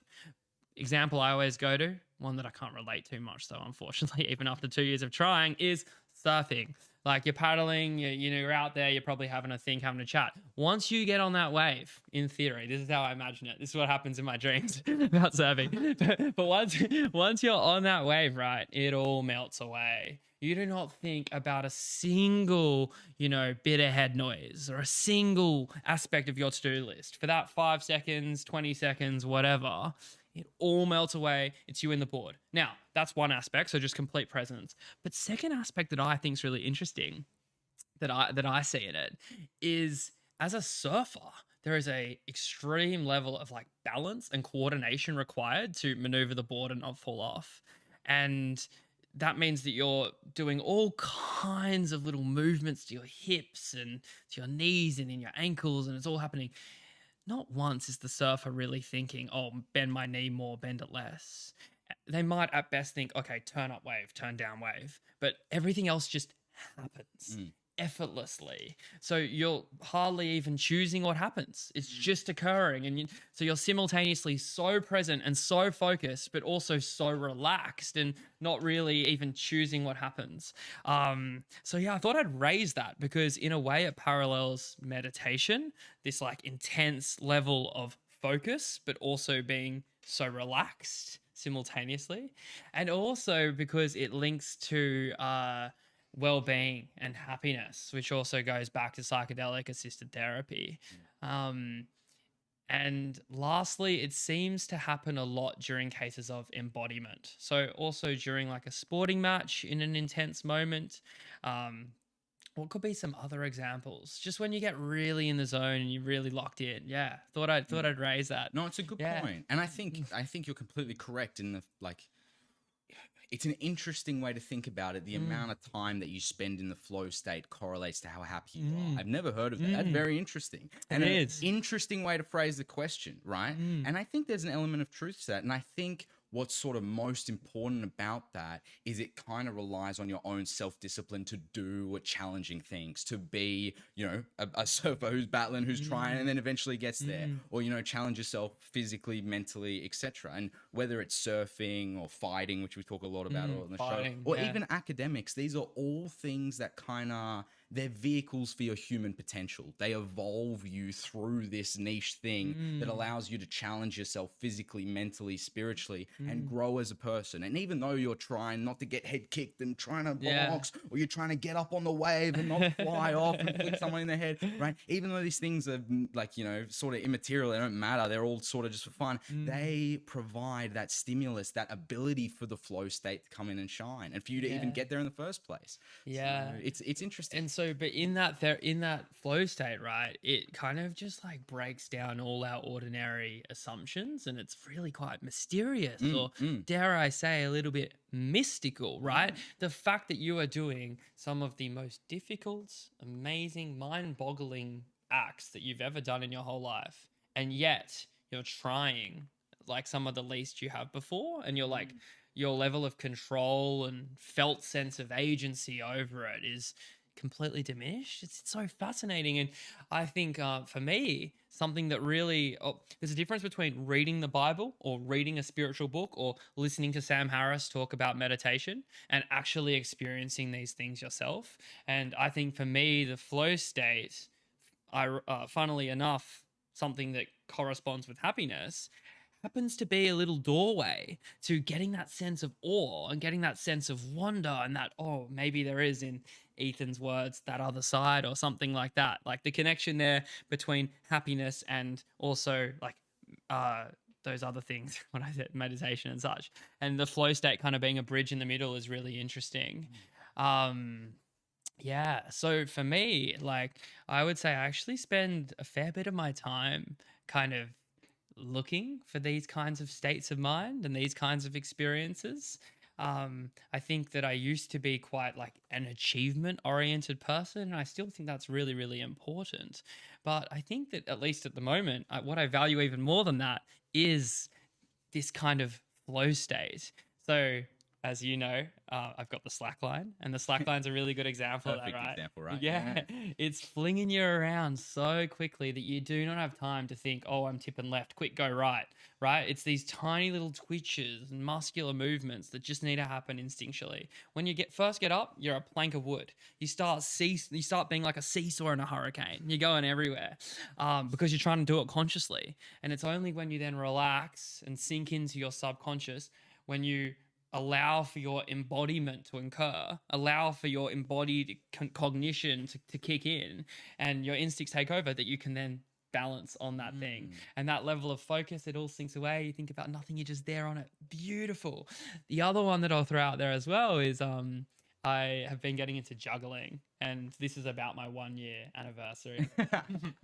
This is classic. Of all my recommendations today, I would say this might be my like favorite one. Carl, pull out the juggling balls that we prepared earlier. I'll test these skills live on the show. No, I'm just kidding. But that would be good, you know. Anyway, I would. It'll be on there, all right. The recommendation is at Teton Juggler on Instagram. And he's just this guy, like, you know, ginger dude living in like Colorado, somewhere in America. That makes a lot of sense. He runs a juggling page. Well, yeah, and his page is like, he'll be skiing down a double black diamond run, like blindfolded juggling. Yeah. Crazy. There's a video of him that's particularly crazy where he's on a slack line, like pretty much naked in the snow, blindfold, juggling flaming sticks. Flow state, baby. It doesn't make sense. But yeah, complete flow state, right? That's what it is.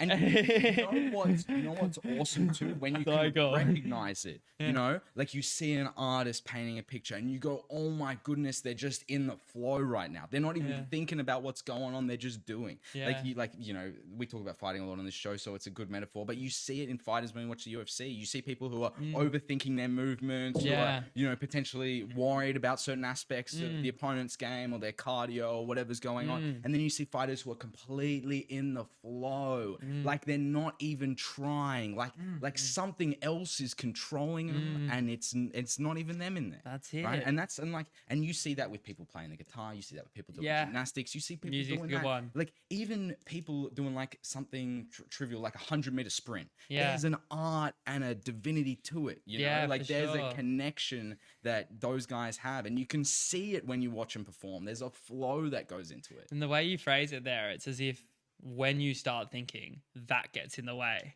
which is really quite like, I really like that in light of our conversation. It's like your mind, your head actually gets in the way of what its own goals are. So if that's winning the fight, you start thinking, you start going like, oh, is he this, is he that, what's he thinking, whatever. All of a sudden you're knocked out. And you won't be thinking anymore after that. You'll be thinking about what the hell happened. How did I get down there? Yeah. Why did the ref hold me in his arms? Get off me. And you realize what's going on. Whereas when you're not thinking right, your like body's wisdom, your intuition, your instincts kick in. Or we could call it spirit, soul, depending on where we're aligned. But that's really, really cool. And I think a really important message in the context of these cultural issues we've been discussing, because we all walk around and we're all like facts and logic this, facts and logic that, right? Like, where's your evidence, where's your proof? It's not enough about like lived experience and feeling, right? And I actually think that connects to us being a very like patriarchal society, at least historically, where like reason in that paradigm is associated with men, and that's like the way you should go about it, whereas feeling is thought to be like feminine and lesser than. Whereas like, at least in my view, we all have both like masculine and feminine like characteristics and energies within us, and that, for example, yin and yang is masculine and feminine, or that's one interpretation of it. And yeah, going back to the heart, going back to feeling is I think a part of the antidote to the cultural problem that we have. Fits nicely with the idea of the flow state. I think there's a connection to be drawn there, where when you're in the head, as soon as you think, oh, I'm in the flow state right now, flow state's over, baby. Flow state's over. Yeah. So cool, right? Most people that have those thoughts about trying to achieve the flow state are never going to get there anyway. You know, like that's kind of the game.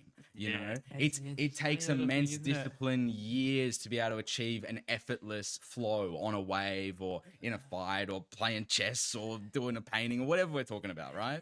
Yeah. Sorry, Carl, you were saying? Yeah.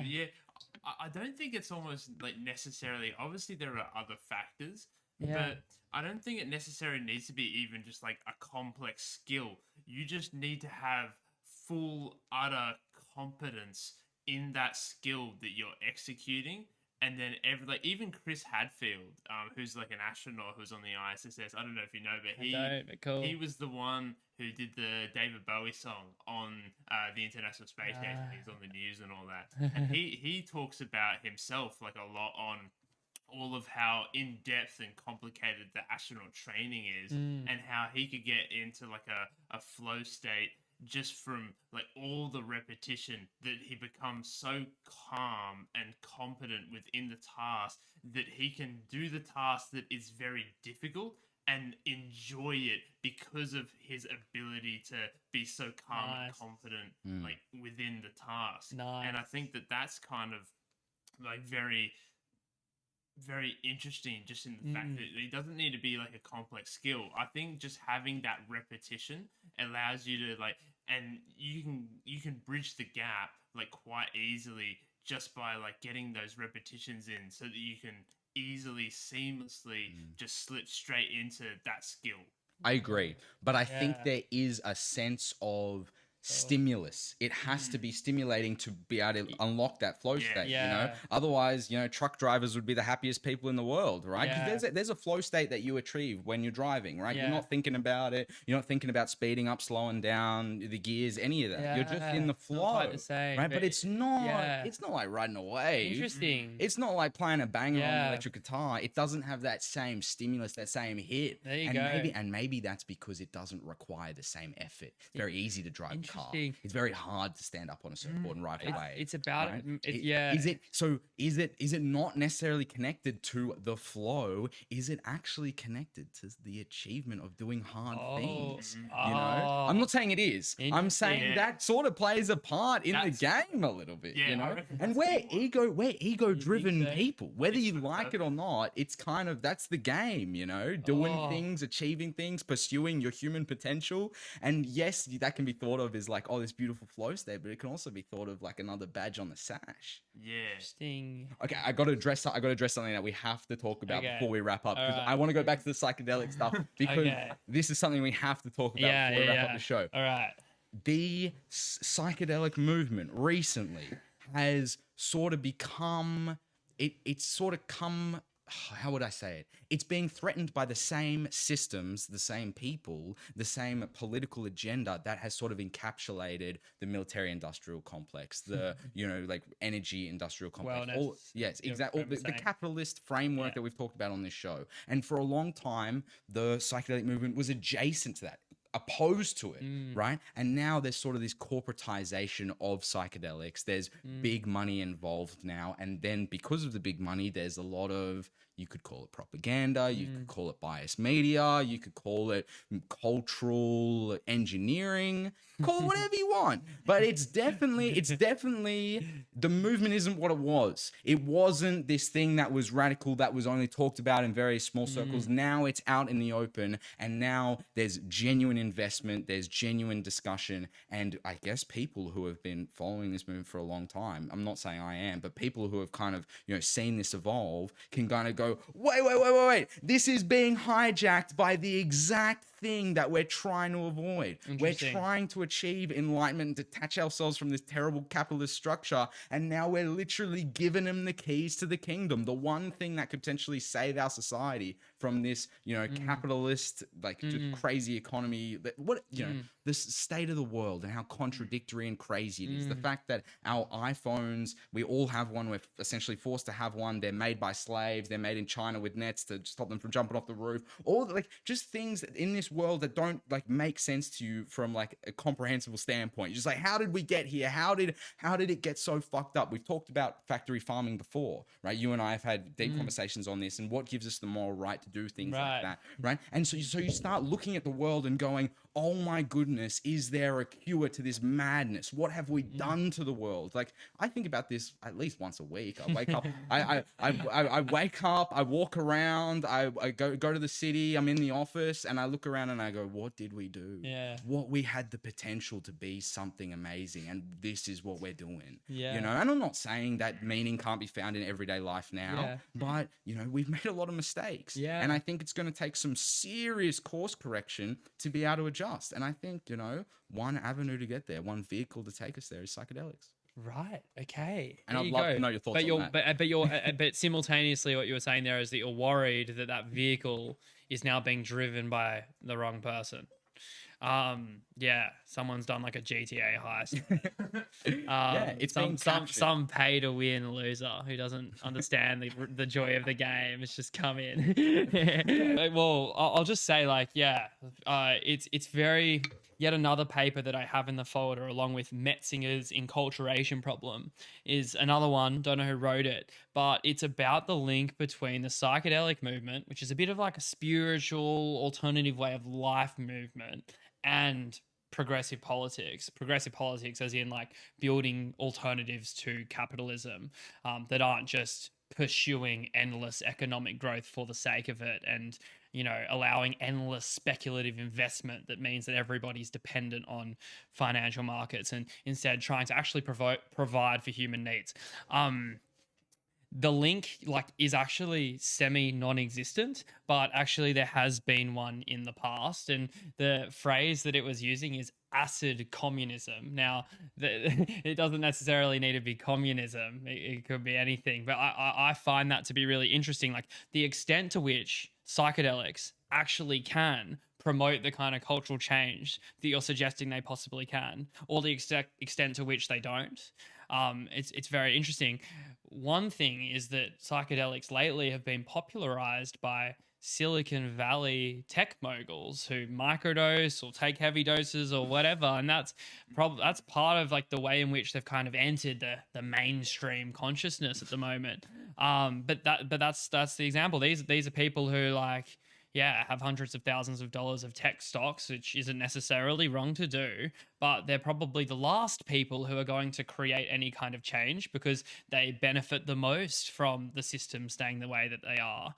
And yet they've been taking more mushies than anybody, right? So it seems that mushies don't directly lead people to be more ethical as people.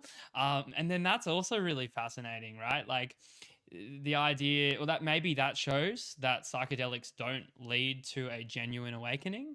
If we want to say that true say, Christian transcendence or true spiritual experience does put you in touch with God and does make you a good human being who wants to do good, well, then the fact that so many people who do lots of psychedelics don't act in accordance with, say, Christian principles indicates that, well, that might attest to the point that we were raising earlier. Very interesting. At the same time, right, these substances create such meaningful, awe-inspiring, and therapeutic experiences for so many people who are healthy and not pathological, and people who are. So it's really interesting. What I end up arguing in my thesis is that, like, it's not as simple as you take psychedelics and your depression gets cured. Actually, there is empirical evidence that it can go the other way. A recent study showed that 5% of people who take psilocybin in a clinical setting, so super controlled environment, lots of support available, very relaxed, still 5% of them will have a serious adverse event.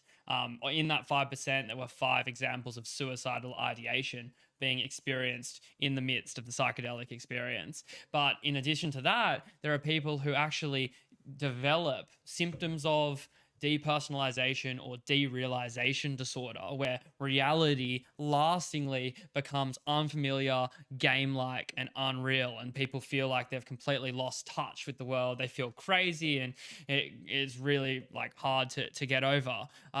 So I actually end up arguing that kind of the outcomes, the positive outcomes of psychedelics don't just directly follow from taking that molecule itself. Actually, so much of it is about what the herd would call set and setting, the context, and the way that like what pans out during your trip, as well as the symptoms themselves. So I guess just to kind of tie that all together a bit, I do still have the hunch that psychedelics are going to be overwhelmingly a net plus for humanity and steering us in better directions.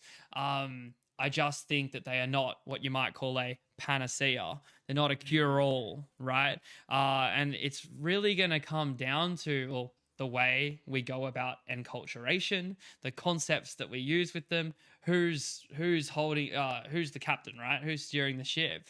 Yeah, I guess we'll sit back and I was going to say sit back and enjoy the show, but no, we're going to join the struggle. Agreed. Ollie, thank you for doing this tonight. This has been an absolute pleasure. We could talk for hours. We really could.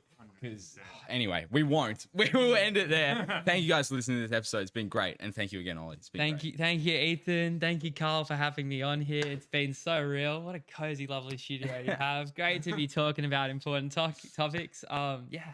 And see you guys. Catch up. Cheers for checking in.